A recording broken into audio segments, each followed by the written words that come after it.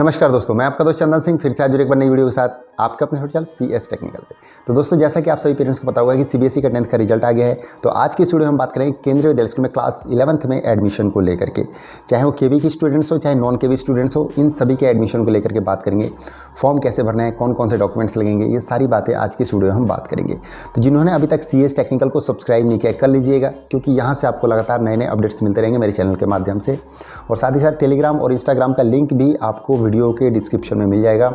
उस पर भी आप क्लिक करके मुझे इंस्टाग्राम और टेलीग्राम पे फॉलो कर सकते हैं और आप अपने सवाल पूछ सकते हैं। तो चलिए अभी मैं आपको स्क्रीन पे लेके चलता हूँ और एक केंद्रीय विद्यालय स्कूल का आपको नोटिफिकेशन दिखाता हूँ। इसी तरह से आपको सभी केंद्रीय विद्यालय स्कूलों का नोटिफिकेशन ऑलमोस्ट मिलेगा। एक और बात बता दूँ कि एडमिशन का और रजिस्ट्रेशन का डेट थोड़ा अलग हो सकता है सभी केंद्रीय विद्यालय स्कूल का। बहुत सारे KV ने अभी से नॉन KV स्टूडेंट्स के लिए नोटिफिकेशन जारी करते हैं, बहुत सारे KV ने अभी तक नहीं किए हैं। तो ये स्कूल वाइज थोड़ा बहुत वेरी करता है। तो आप अपने नज़दीकी केंद्रीय विद्यालय स्कूल का ऑफिशियल वेबसाइट को चेक कीजिए, और अगर वहाँ पे आपको नहीं मिलता है तो स्कूल के नोटिस बोर्ड को जाके चेक कीजिए आप, ठीक है। तो चलिए अभी मैं आपको स्क्रीन पे लेके चलता हूँ और आपको समझाता हूँ कि किस तरह से फॉर्म भरना है, क्या क्या डॉक्यूमेंट्स चाहिए, कब से कब तक फॉर्म भरे जाते हैं, ये सारी बातें आपको बताता हूँ। तो चलिए स्क्रीन पर चलते हैं। तो दोस्तों, सबसे पहले आप लोगों ने जाना है गूगल पे जाने के बाद आपने अपने नज़दीकी केंद्रीय विद्यालय स्कूल का नाम टाइप करना है, जहाँ से भी आप बिलोंग करते हैं, जहाँ पे भी आप अपने बच्चे का एडमिशन कराना चाहते हैं या बच्चे अपना एडमिशन लेना चाहते हैं, तो आपको वहाँ पर उस स्कूल का नाम टाइप करना है। यहाँ पर मैं एग्जांपल के लिए KV नरेला का ले लेता हूँ। जैसे कि ये दिल्ली का KV है, यहाँ पर मैंने KV नरेला लिख दिया और यहाँ पर मैंने टाइप किया तो कुछ इस तरह से पेज खुल के आएगा। यहाँ पर देखिए केंद्रीय विद्यालय नरेला आ गया। उसके बाद अनाउंसमेंट पर आपने जाना है। अनाउंसमेंट में जाने के बाद आपको यहाँ पर देखिए पहले नंबर पर आपको दिख रहा है registration for non KV students for 11th class admission. समझ रहे हैं आप, नॉन KV स्टूडेंट्स के लिए ये है। तो आपने यहाँ पर क्लिक करना है, उस कुछ इस तरह से आपके पास पेज खुल के आ जाएगा, ठीक है। यहाँ पे सारी चीज़ें लिखी हुई है, ये मैं आपको एक एक चीज़ जो है समझा देता हूँ, ठीक है। तो दोस्तों, ये जो नोटिस निकाला है केंद्रीय विद्यालय नरेला ने निकाला हुआ है, ये देखिए, ये जो सिर्फ है कॉमर्स ओनली, यानी सिर्फ कॉमर्स स्ट्रीम के लिए नोटिफिकेशन निकाला गया है इनके द्वारा कि यहाँ पर ये there is no vacancy in science and humanities stream, यानी कि यहाँ पर इस स्कूल में कोई भी वैकेंसी नहीं है साइंस स्ट्रीम में और ह्यूमैनिटीज़ स्ट्रीम में, ठीक है। तो इस बात का आपने ध्यान रखना है कि कौन से स्ट्रीम में वैकेंसी खाली है, ये स्कूल वाइज वेरी करता है, ठीक है। हो सकता है कि बीच में भी जो है सीटें खाली हो जाए, तो आपको स्कूल के टच में रहना चाहिए, बीच बीच में चेक करते रहना चाहिए आपको। अभी फ़िलहाल जो है कॉमर्स के लिए इन्होंने निकाला है, तो यहाँ पर ये कॉमर्स आ गया।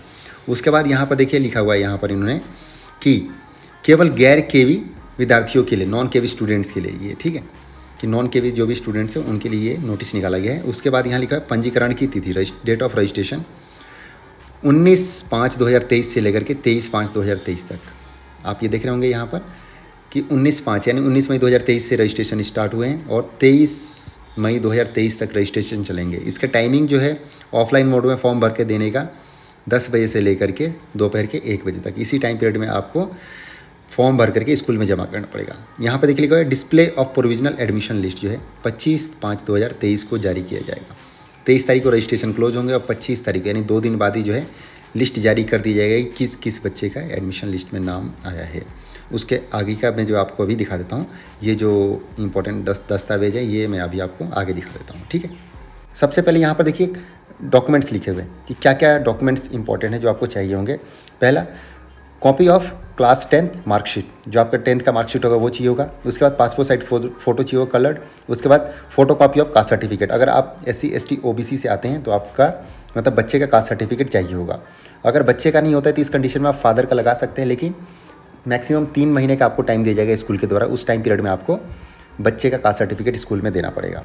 उसके बाद आपका address proof, Aadhaar card, electricity bill, rent agreement हो सकता है।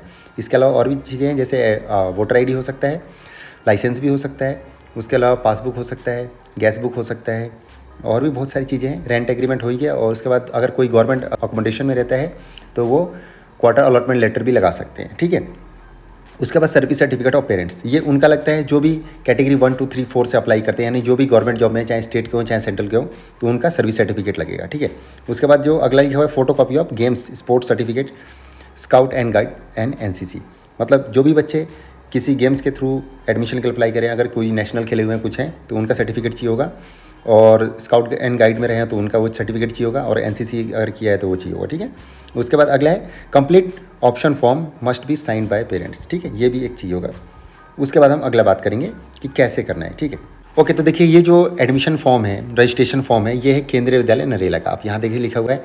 उसके बाद यहाँ केंद्रीय विद्यालय स्कूल का नाम आ जाएगा, उसके बाद रीजन आ जाएगा, यहाँ पे भर देंगे आप। उसके बाद यहाँ पर रजिस्ट्रेशन ये सब भरे जाएंगे स्कूल के द्वारा, ठीक है। उसके बाद बात आती है स्ट्रीम की। आप यहाँ देख सकते हैं लिखा हुआ है स्ट्रीम। आपको कौन से स्ट्रीम में अपने मतलब एडमिशन के लिए अप्लाई करना है। अगर आप खुद कर रहे हैं, मतलब आपने खुद 10th पास किया है, तो आपको पता होगा कौन से स्ट्रीम में अप्लाई करना है। या अगर बच्चे के पेरेंट्स अप्लाई कर रहे हैं तो उनको पता होगा कि उनके बच्चे के लिए साइंस से अप्लाई करना है, कॉमर्स से करना है, ह्यूमैनिटीज़ से करना है, ठीक है। जिससे भी आपको करना होगा उसमें यहाँ पर आपने टिक कर देना है, ठीक है। उसी तरह से यहाँ पे बच्चे का coloured passport size photo paste कर दिया जाएगा। उसके बाद नेम ऑफ एप्लीकेंट, यानी बच्चे का नाम यहाँ पर आ जाएगा। ये जो है ना, यहाँ पर बच्चे का नाम आ जाएगा। उसके बाद कौन से स्कूल में लास्ट ईयर मतलब बच्चे ने पढ़ा है, 10th कहाँ से किया है, उसका डिटेल यहाँ पर ये 2nd नंबर वाले में आ जाएगा। उसके बाद 3rd नंबर वाले में फादर का नाम आ जाएगा, मदर का नाम आ जाएगा यहाँ पर। उसके बाद ऑक्यूपेशन आ जाएगा दोनों का। उसके बाद अगर गवर्नमेंट जॉब में है तो उनका बेसिक पे यहाँ पर पेमेंट जो है यहाँ पर मेंशन किया जाएगा। उसके बाद सर्विस कैटेगरी कौन सी होगी आपने यहाँ पर लिखना है as per KVS admission guideline. जो भी सेंट्रल के होंगे या स्टेट के होंगे उनको पता होगा कौन सा होगा। नहीं पता होगा तो मैंने ऑलरेडी एक वीडियो बना रखा है, आप चाहे तो वो देख सकते हैं, ठीक है। उसके बाद रेजिडेंशियल एड्रेस, आपका जो रेजिडेंशियल एड्रेस है वो आपने इस वाले में भरना है, ठीक है। उसके बाद आपका मोबाइल नंबर आ जाएगा जो पेरेंट्स का है। उसके बाद यहाँ पर मेल ID आ जाएगा। उसके बाद यहाँ पर कैटेगरी ऑफ एप्लीकेंट, अगर SC ST OBC NCL से आते हैं आप यहाँ पर तो आपने यहाँ पर वो भरना है, ठीक है। अगर जनरल से आते हैं तो यहाँ पर जनरल लिखेंगे। अगर ST ST OBC वगैरह है तो आपने यहाँ पर वही चीज़ भरनी है, ठीक है। उसके बाद अगला आ जाता है 8वें नंबर पर। आप देखेंगे कि रिजल्ट ऑफ 10th क्लास, ठीक है। उसका जो आपका मार्क्स आए होंगे वो आपने इसमें मेंशन करना है। इसमें Hindi, Sanskrit, English, social science subject, math जो भी हैं वो आपने इसके अंदर मार्क्स भरने हैं। ओवरऑल 500 में से कितने मार्क्स आपको मिले, परसेंटेज कितनी बनी, आप यहाँ पर भरना है, ठीक है। उसके बाद aggregate marks in science and math, science और मैथ में मिलाकर के आपके टोटल कितने मार्क्स हैं यहाँ पर आपने वो मेंशन करना है, ठीक है। उसके बाद 10वें नंबर पे लिखा हुआ है प्लीज टिक कि आपको कौन सा मतलब अगर साइंस स्ट्रीम ले रहे हैं तो उसमें कौन कौन से सब्जेक्ट चाहिए, कॉमर्स ले रहे हैं तो कौन कौन से चाहिए, और ह्यूमैनिटीज़ ले रहे हैं तो कौन कौन से चाहिए। एग्जाम्पल के लिए देख लिया, साइंस का देख लेते हैं। 1 नंबर पर लिखा हुआ है English core, physics, chemistry, computer science, math. अगर आपको ये नहीं लेना है तो English core, physics, chemistry, bio और मैथ्स। अगर आपको ये भी नहीं लेना है तो English core, physics, chemistry, bio और हिंदी आप ये ले सकते हैं। ये आपके ऊपर डिपेंड करता है कि बच्चा कौन सा सब्जेक्ट लेना चाहता है। उसके बाद कॉमर्स की बात करें एज इट इज़ है English core, business study, accounts, eco और हिंदी। उसी तरह से बाकी अदर भी है। ह्यूमैनिटीज़ के लिए भी लिखा हुआ है इंग्लिश कोर, हिंदी, IP, जियो, हिस्ट्री, पॉलिटिकल साइंस, या आप दूसरा वाला भी ये भी ले सकते हैं, ठीक है।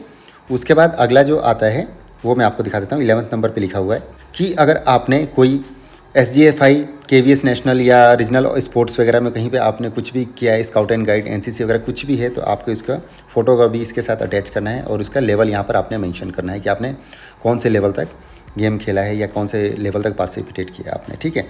उसके बाद यहाँ पर कुछ और चीज़ें लिखी हैं। उससे पहले कि मैं आपको बताऊँ, यहाँ पर लिखा हुआ है कि 6% से ज़्यादा आपको मार्क्स में छूट नहीं मिलेगा। कुल मार्क्स में 6% ही मैक्सिमम है, ठीक है। उसके बाद एक और चीज़ है जो मैं आपको दिखाना चाहूँगा, बहुत ही ज़रूरी आपका देखना है। यहाँ पर देखिए लिखा हुआ है कि अगर आपने कहीं पे स्पोर्ट्स वगैरह किया है, पार्टिसिपेट किया है, SGA तो आपको यहाँ पर 6% का छूट मिलता है। उसी तरह से यहाँ पर KV national level, state level तक गए तो 4% तक का मिलता है। उसके बाद अगर आपने यहाँ पर रीजनल ऑफिस या डिस्ट्रिक्ट लेवल तक आपने कहीं खेला हुआ है तो 2% छूट मिलता है, ठीक है। इसी तरह से आपके लिए मतलब ये कुछ बेनिफिट्स दिए गए हैं केंद्रीय विद्यालय स्कूल के द्वारा, जिससे कि आपको परसेंटेज में कुछ छूट मिल जाती है एडमिशन के टाइम पर, ठीक है।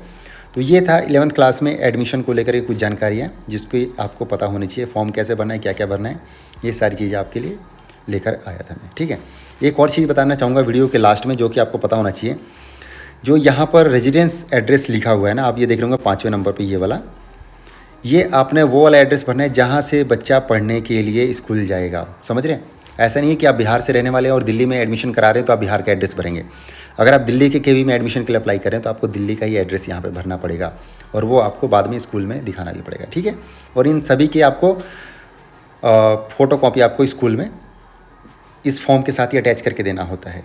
तो दोस्तों मैं उम्मीद करता हूँ कि जितनी बातें आज की स्टूडियो मैंने बताई है सब समझ में आ गई होंगी। देखिए इसके साथ साथ एक और बात बताता हूँ कि ये जो मैंने आपको एक दिखाया ना केंद्रीय विद्यालय स्कूल का, ये सिर्फ मैंने एक स्कूल का दिखाया। इसी तरह से आपने अपने स्कूल का चेक करना है, समझ रहे हैं। वहाँ पे आपको एज इट इज़ मिलेगा, वहाँ पे दिखाएंगे कि कितने तारीख से कितने तारीख तक रजिस्ट्रेशन होंगे नॉन KV स्टूडेंट्स के लिए, या KV स्टूडेंट्स के लिए तो कोई टाइम था नहीं, रिजल्ट आने के बाद आप जाकर के एडमिशन ले सकते थे। वैसे तो KVS के एडमिशन शेड्यूल के अकॉर्डिंग 10 दिन बाद था एडमिशन का, लेकिन एडमिशन मतलब रिजल्ट आने के बाद ही आप जाकर के एडमिशन के लिए अप्लाई कर सकते थे जो KV स्टूडेंट्स है। नॉन KV स्टूडेंट्स के लिए सभी केंद्रीय विद्यालय स्कूल नोटिस निकालते हैं, तब नॉन केवी स्टूडेंट्स के लिए रजिस्ट्रेशन स्टार्ट होते हैं। ठीक है, तो अगर अभी तक आपने अपने बच्चे के एडमिशन के लिए अप्लाई नहीं किया और कराना चाहते हैं तो आप जा करके अपने नज़दीकी केंद्रीय विद्यालय स्कूल से पता करें, नोटिस बोर्ड को चेक करें या ऑफिशियल वेबसाइट को भी आप चेक कर सकते हैं, जिससे कि आपको सही समय पे जानकारी मिल जाएगी क्या वहाँ पर अभी एडमिशन हो रहे हैं या कब से स्टार्ट होंगे, सारी जानकारी आपको मिल जाएगी।